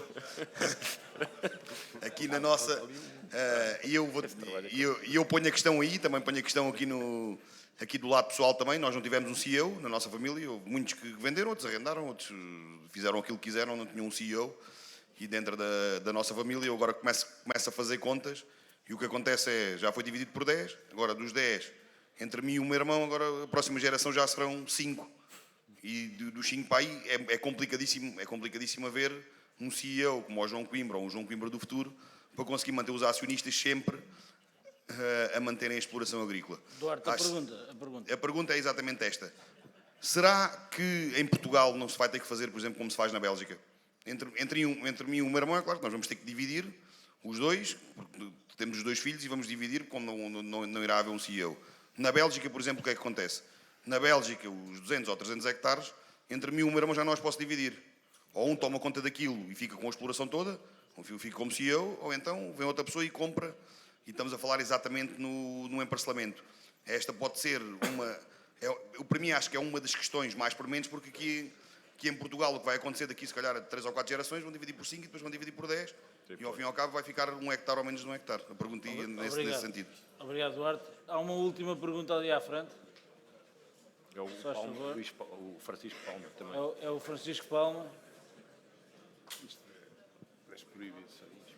Não, isso nunca resolve. Vira sempre contra o... Uma coisa é ajudar a juntar, outra coisa é proibir dividir. Kiko, pedia-te para seres breve na pergunta, está bem? Não, mas em França não deixam dividir abaixo. Só que o nosso é abaixo. O nosso é 3 hectares, devia ser 200 ou... Bom dia. A minha pergunta é muito simples para todo o painel em relação à regulação da profissão de agricultor. Sendo o agricultor, e hoje em dia a sociedade acha que é tão importante e gera recursos tão importantes como a água, como o solo ou como a biodiversidade, se esta deve ser ou não uma profissão regulada. Ela já existe a regulação em países como a Dinamarca. Será que isto terá que ser para toda a Europa, ou os países vão adotando a regulação a pouco e pouco? Obrigado. Então vamos a isto. A primeira pergunta foi dirigida exatamente ao João Coimbra, pelo Martino. O financiamento, a nossa exploração tem uma regra base, não se financia senão para comprar terra. Portanto, todo o outro financiamento tem que ser feito pelo Ducão e com capacidade de o pagar dentro da tesouraria. Depois tem que se pedir aos acionistas se querem, depende muito do equilíbrio dos acionistas, não é? Se querem fazer um sacrifício nesse triângulo virtuoso, crescer, melhorar ou comprar, qual é o mais importante para o grupo. E aí é que às vezes é o equilíbrio que é preciso encontrar. Eu tenho que demonstrar que uma compra vai ser melhor com dividendo a curto prazo. Se eu não conseguir demonstrar isso e se não provar em termos de resultados todos os anos que estamos a crescer, eu este ano não posso apresentar os resultados que apresentei há 10 anos, nem há 20. Já ninguém confia em mim, porque o esforço que foi pedido àqueles acionistas é hoje uma exigência, quando dizem alguém que não tem, haviam de lá vê-los. É ao contrário. Foi investido brutalmente por eles, porque foi uma decisão de dizer, não, eu prescindo da minha liquidez hoje, mas eu quero vê-lo lá à frente, se calhar para os meus filhos ou para os meus netos. Essa é que é a grande diferença. E às vezes há famílias que não conseguem, não é? A questão é diferente. Imagino que tenho um empréstimo a 30 anos, tenho um serviço de dívida que lhe cabe no resultado da operação. Ou o empréstimo a 10 ou a 12, que é o máximo que lhe concedem. Sim, eu acho que... Pois, eu também, como digo, eu também não faço empréstimos a muito longo prazo, porque eu acho que temos que aproveitar este sucesso, não é? Ano passado, e há 2 anos, conseguiu-se... Nos anos 2000 pagava-se um pivô num ano. Houve momentos muito interessantes. Nós temos que estar lá. Eu estou à espera de mais anos, como foi aquele ano a milha 330 euros. Se eu tiver 3 ou 4 na minha geração, eu não preciso do banco para nada. O problema é que isso nem acontece todos os dias. A gente tem que acordar com uma coisa qualquer muito complicada para, de repente, pagar tudo em 5 anos. Não.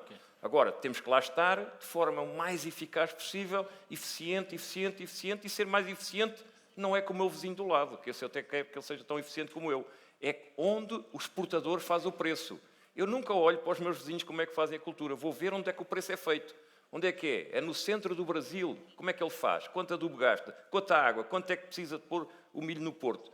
Eu tenho que ser competitivo, é aí, que é onde a formação do preço. Porque uma commodity não é o preço de eu ter um acidente ou não ter que vai fazer subir o preço. Mas quando isso tudo acontece em zonas, por exemplo, não tem regadio, quem é que está tão bem preparado para o regadio como o milho, se tiver água ou os frutos? É quem tem o regadio, porque esses países todos vivem do sequeiro. Portanto, aquilo chove no verão, o hemisfério norte faz o milho todo. Portanto, nós estamos muito mais preparados para as alterações climáticas que esses países. Esses países é que vão ter muitos problemas. E nós nem estamos a ver a vantagem que é, e estes fundos já viram perfeitamente, que é ter água todos os anos. E isso é fundamental. E, portanto, a minha pergunta aqui, até podia ser provocadora, é porque é que o fundo não quer fazer milho? Obrigado, João. E fica a pergunta para o almoço.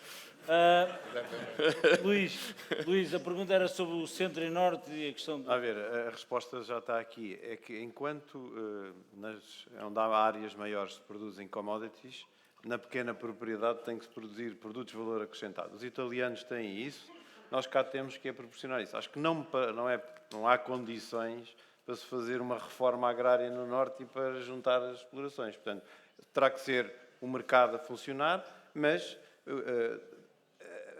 a forma de atuar é exatamente o contrário disto tudo que estamos a falar aqui. É ganhar dinheiro por valor acrescentado. É ver o caso italiano.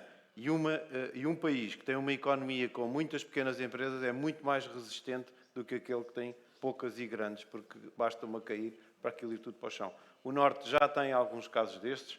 Acho que toda esta valorização das frutas e hortícolas que se tem vindo a verificar em Portugal tem que passar também por uma fase em que haja nos outros produtos essa valorização. O azeite está a passar no Norte, por isso, no Sul não, vende a granel, que não precisa, a margem é tão grande que não é necessário isso, mas tem que todo caminhar no sentido de valorizar o produto, que é pequena propriedade. Obrigado.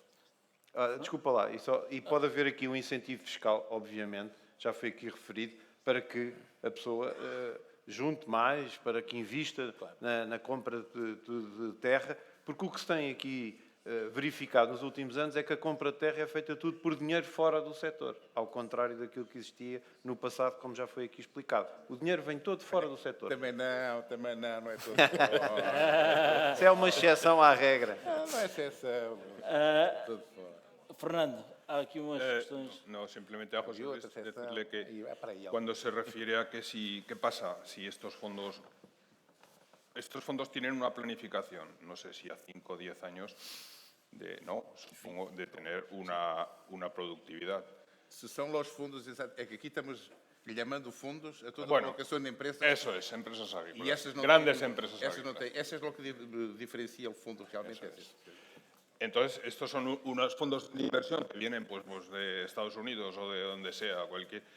Entonces, tienen una proyección de a 10, 5, 7 años. Estos fondos en Aragón, porque eso no sucede aquí en el sur de Portugal o en Andalucía, porque la climatología es más plana, estos fondos no han pensado en que arriba hay tiempo. O sea, el tiempo hace frío, calor. Entonces, yo no sé qué va a pasar, porque si planifican a 5, 6, 7 años, llevamos 2 con heladas y tal, este año pues tiene pinta, porque ha sido un invierno con poco frío, lo normal es que la primavera sea muy fría, pues no sé qué van a hacer. Los contratos que yo he visto muchos de este tipo de fondos, pues son muy farragosos. Yo supongo que si un fondo de inversión se retira, entra en suspensión de pagos, pues entraría ya un juzgado y a lo mejor ibas a tener tu explotación retenida 2, 3 años hasta que hasta que un juez determinara que tú no has cobrado tu renta y el fondo se ha retirado y entonces a lo mejor pues cabría esa posibilidad. Sendo um risco, acho que a questão legal... Un riesgo que no sé si se da, pero es posible que pudiese pasar. É evidente que o riesgo climático tem os fundos e os agricultores todos. Os únicos inversores, os inversores nesses cultivos aí arriba não são só os fundos. Portanto, os agricultores que han hecho com fundos estão garantizados com sua renda. Claro. E se o fundo não paga, aí não está lá no dia seguinte, porque isto vai custar dinheiro. O fundo, se não paga e se quer ir embora, vai-se embora e deixa a terra. Isso, portanto, o risco não é... Bom, a Sí, pergunta... ahí deja la tierra, pero si tú a lo mejor el último año no has cobrado una renta y el fondo se retira sin más, pues puede tener un problema judicial de 2, 3 años para tú acceder a... Sim. Na maior parte dos casos tem 2 rendas de adianto, como sabes. Sim, paga duas Sim. à frente. Bom, Los que yo conozco, temos, una como temos que avançar, Fernando, ok? A pergunta do Duarte era se deve haver um enquadramento legal que proíba determinada dimensão que obrigue a que não se divida mais ou que se tenha que vender a partir de determinada dimensão. Duarte, eu aí a única coisa, mais regras e obrigações, não. Eu aí sou de acordo ao contrário. É que haja incentivos a juntar terra a partir de uma dimensão abaixo, sim. Portanto, tudo o que seja para juntar herdades com menos de 40 ou 30, enfim, o número que for que se estude Regional, e que se apoie isso ou com isenção de impostos na transação ou com facilidades no crédito ou com qualquer coisa assim. Epá, mais proibições, não. Regulamentos para o agricultor, não. Mais regulamentos, não. Pá. Eu também não sou apologista de grandes pressões regulamentares. Acho que sim, sempre pela positiva. Façam-me cumprir uns objetivos, atinjam um determinado objetivo. Se na minha região a propriedade média é de 10 hectares, vamos tentar chegar a 15 e encontrar em conjunto formas de o fazer. Grande parte das terras que eu comprei a pessoas ineficazes ao meu lado. Pessoas que ou que já tinham cortado ou que já não estavam lá. Já eram os rendeiros que lá estavam. Certo. Portanto, grande parte deles, esta é uma oportunidade interessante, é continuar gente lá no sítio a comprar e fazer... Porque eu hoje estou mais exposto que estava ao meu vizinho. Os fundos não querem 3 hectares lá no meio do campo da Gogã, aquelas fatias ninguém lá vai. Quando eu faço um trabalho coletivo, eu próprio, como a água do Alqueva, eu faço subir o meu património. Porque no dia que eu tenho alguém a olhar para mim com outros olhos, aquilo que eu juntei aos bocadinhos, muitas vezes é que tem valor. E, portanto, eu também já estou a fazer um serviço, porque é valorizar uma região inteira que hoje tem uma atividade agrícola, porque podem lá estar mais interessados. Obrigado. Isso acho que é importante.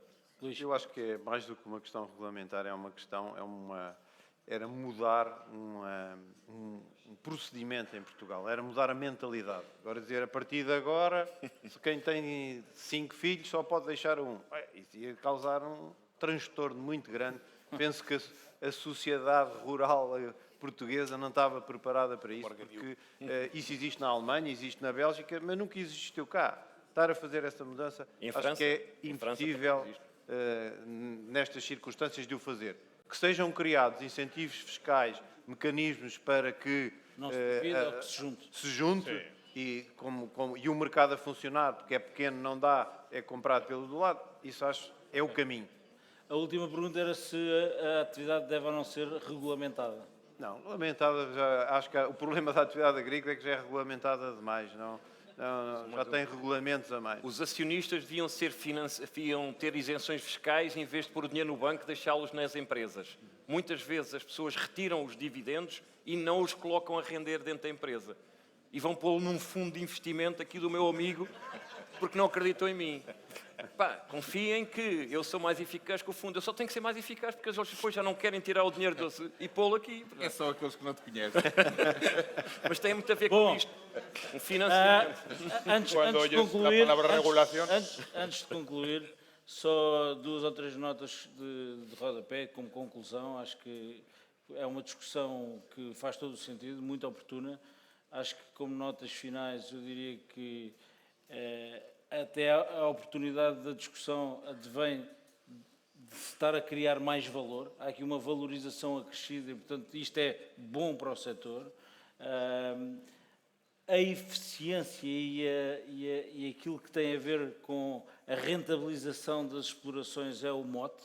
Quer dizer, uma exploração que não tenha a capacidade de criar valor vai estar muito mais exposta, assim tenha as condições da dimensão, etc., para poder estar exposta a outro tipo de soluções do tal dilema da família e, portanto, se nós criarmos condições para, como demonstrou o João, para culturas como o milho serem rentáveis, acho que isso é uma forma de rentabilizar e de pôr no prato da balança as situações similares a outras oportunidades, mas ter alguém a correr na pista ao lado que nos faça correr mais para a frente, acho que só contribui para um setor melhor, mais rentável e com mais valor. Portanto, muito obrigado, uma salva de palmas a todos e bom almoço.